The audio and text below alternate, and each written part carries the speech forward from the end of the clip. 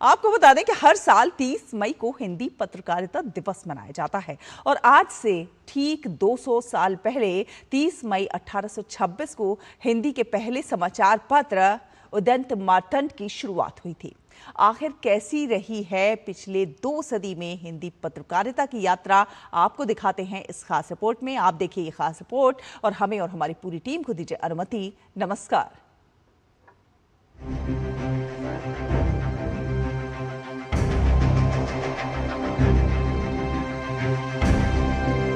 30 मई 1826 ये वो तारीख है जिस दिन देश में पत्रकारिता के इतिहास में एक नए सूर्य का उदय हुआ। इस दिन हिंदी भाषा के पहले समाचार पत्र उदंत मार्तंड के प्रकाशन के साथ हिंदी पत्रकारिता की यात्रा शुरू हुई थी। उदंत मार्तंड का शाब्दिक अर्थ है समाचार सूर्य। अपने नाम की तरह उदंत मार्तंड हिंदी की समाचार दुनिया के सूर्य के समान ही था। आज इस ऐतिहासिक दिन को 200 वर्ष पूरे हो रहे हैं। इस समाचार पत्र की शुरुआत पंडित जुगल किशोर शुक्ल ने कलकत्ता से की थी। जुगल किशोर शुक्ल वकील थे और कानपुर के रहने वाले थे। हालांकि उन्होंने कलकत्ता को अपनी कर्मस्थली बनाया। जुगल किशोर शुक्ल खुद उदंत मार्तंड के प्रकाशक और संपादक थे। ये एक साप्ताहिक अखबार था जो हर हफ्ते मंगलवार को पाठकों तक पहुंचता था। उदंत मार्तंड के पहले अंक की 500 प्रतियां छपी थीं। ये हिंदी का पहला समाचार पत्र था जिसने हिंदी भाषा में समाचारों को एक व्यापक मंच प्रदान किया। उदंत मार्तंड में खड़ी बोली और ब्रज भाषा का ज्यादा इस्तेमाल किया जाता था।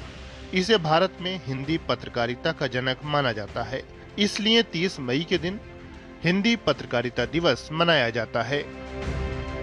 उस जमाने में उदंत मार्तंड को एक क्रांतिकारी अखबार के रूप में जाना जाता था। ये ईस्ट इंडिया कंपनी की दमनकारी नीतियों के खिलाफ लिखता था। इस अखबार को डाक से अन्य राज्यों में हिंदी के पाठकों तक भेजा जाता था, जिसमें काफी खर्च आता था।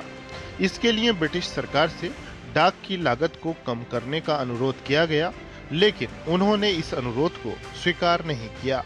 इस तरह की कई अड़चनों के चलते 1827 में करीब 18 महीने के बाद ही उदंत मार्तंड को बंद करना पड़ा।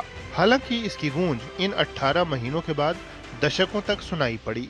उदंत मार्तंड के साथ ही हिंदी पत्रकारिता की नींव पड़ी और देश में स्वतंत्रता आंदोलन के लिए मंच तैयार हुआ। बाकी भाषाओं की तरह हिंदी में भी पत्रकारिता समाज को सूचनाओं, विचारों और जागरूकता से जोड़ने का शक्तिशाली माध्यम बनी, जिसने देश की आजादी में अहम भूमिका निभाई।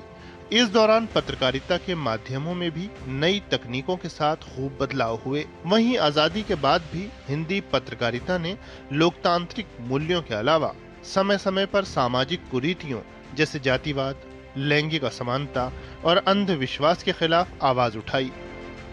प्रिंट के बाद पहले रेडियो और फिर टीवी के चलते पत्रकारिता में बड़े बदलाव आए। अब तेजी से फैली डिजिटल दुनिया में हिंदी पत्रकारिता दुनिया के लगभग हर कोने तक अपनी पहुंच बना चुकी है।